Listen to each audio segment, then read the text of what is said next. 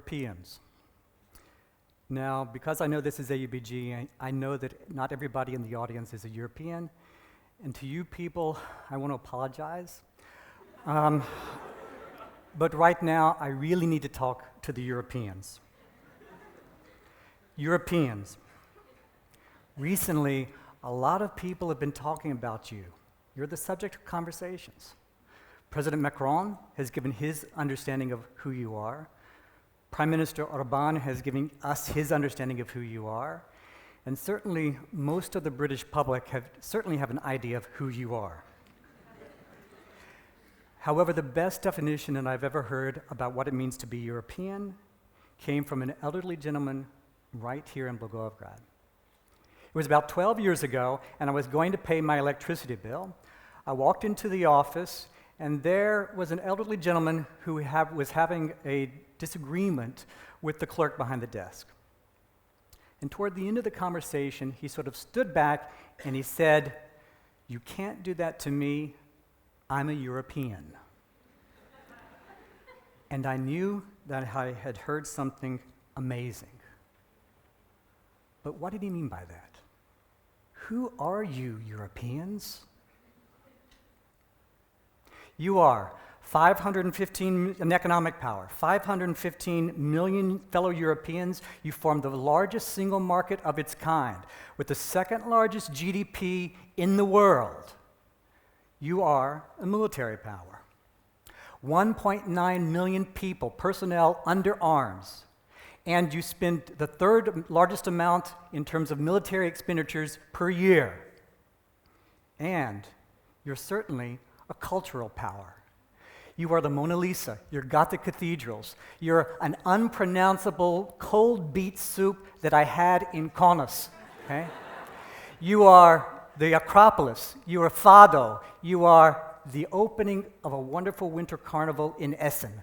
You are Art Deco buildings in Riga, you're ABBA, and you're a lovely Côte d'Or. But I don't think that he meant any of these things. Let me say it again. You can't do that to me, I'm a European. So let's unpack that. Let's try to figure out what he was trying to say. First, those words that give him identity. Now, he knows he's a Blagoevgradchanin. He knows that he's a Bulgarian, but he also knows that he has another identity, and that identity is he's European. They give him dignity. You can't do that to me, I'm a European. And they give him protection. It's like a shield. You can't do that to me, I'm a European. Force field, superpower. European superpower. Now think about that superpower. Think about that shield. Where does it come from? He knows that the government cannot abuse him because he's European. He knows that his fellow citizens and that a large corporation cannot abuse him because he's European. He knows that he can peacefully protest to try to change laws because he's a European. He knows that he can read from a variety of publications because there's a free press, and he can talk to the free press and complain to that free press. And he knows that he can bring even the rich and the powerful to court, and he can expect a fair trial because the rule of law and an independent judiciary. And even if this doesn't work well all the time, perfectly all the time, he knows how it's supposed to work. And that's what was pissing him off that day. It wasn't the way that it was supposed to be working. So how does a gentleman, an elderly gentleman who lived most of his life under communism, come to understand this definition of what it means to be European? He got it from you. You've been working on this definition for centuries, adding to it, changing it, sometimes making huge mistakes, and refining. In 1951, some of you decided to add to the definition by creating the European Coal and Steel Community. And despite its sort of clunky economic-sounding name, it really wasn't about economics. It's about peace. It was about combining your economies in a way so that you could never again fight a war on a continent-wide basis in Europe. And then some of you created the European Economic Community, and then the European Communities, and then the European Union. And the idea here was to become more economically prosperous through competition policy and a single market, and to add more freedoms to you, such as the freedom to be able to travel wherever you want to go, or the freedom to be able to live and work anywhere in Europe. And most important of all, free roaming. Now, because of the freedom and the security and the prosperity and the peace that this definition has brought you, other Europeans joined up as well. They wanted to take on this definition. And now, more Europeans want to take on this definition of what it means. You have created a European way of doing things, a way of working together that is not done anywhere else in the world. Think about it. Last year, Bulgaria, a country of 7.1 million people, was the president of the European Council and led and organized discussions within the Council. And now, 26 member states stand behind Ireland, a country of 4.7 million people, in the negotiations on Brexit. And they stand in there with Ireland because of solidarity, which is also a part of that definition. And through the strength of working together, you make rules that affect the entire world and make people freer. You don't believe me?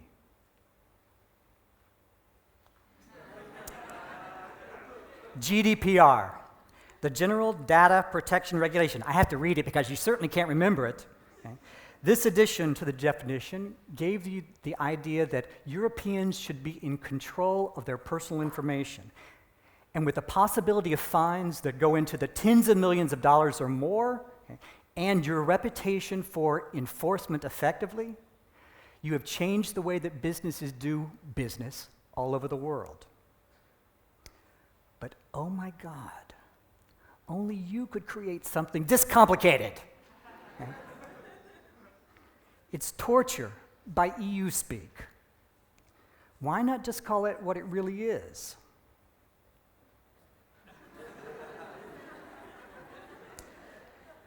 The EU is a complicated structure.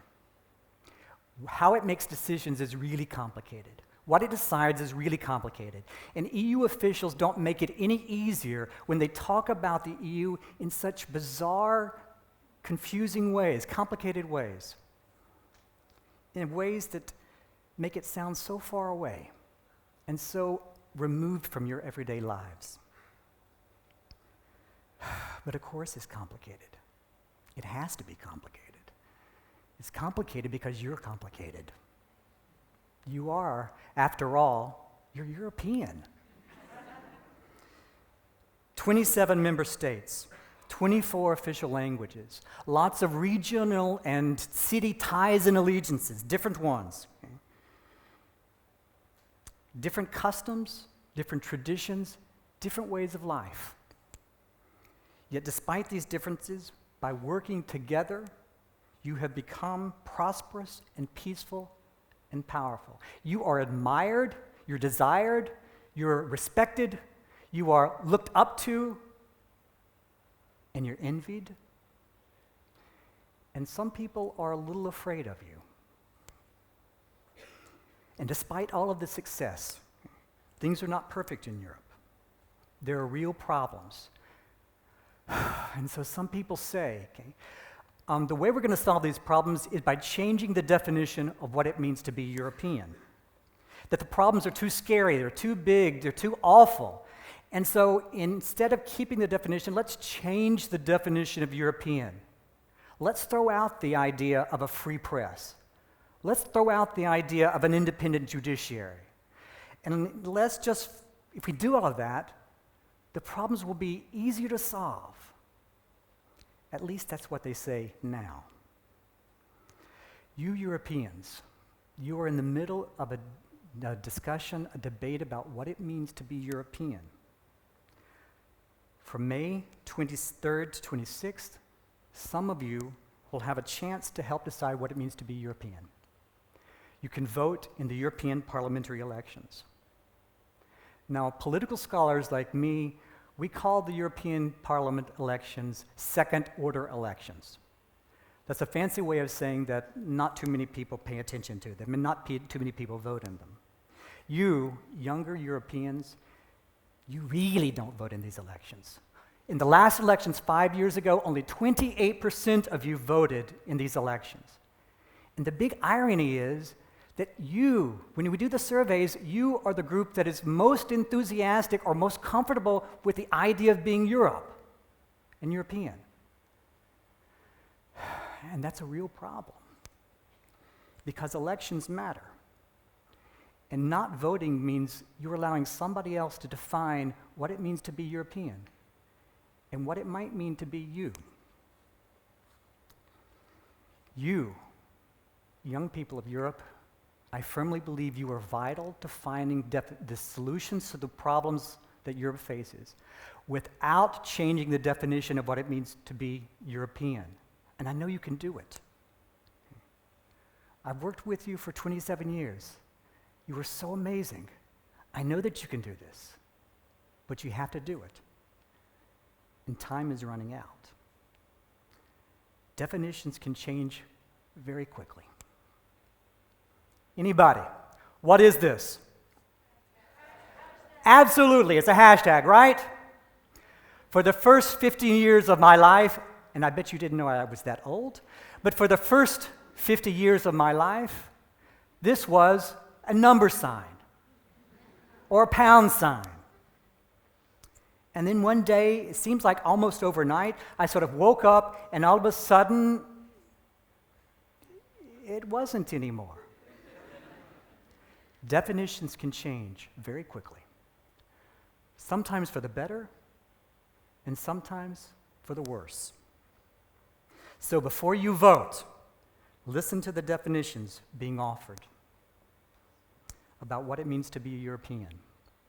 And you are going to vote. You're going to vote, you're going to vote, you're going to vote, you're going to vote, you vote, you're going to vote. That was not a if, when you vote. Think about these definitions.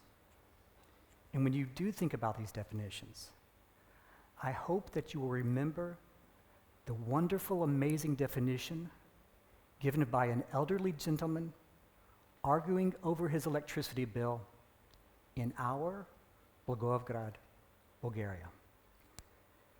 European Parliament elections, May 23 to May 26.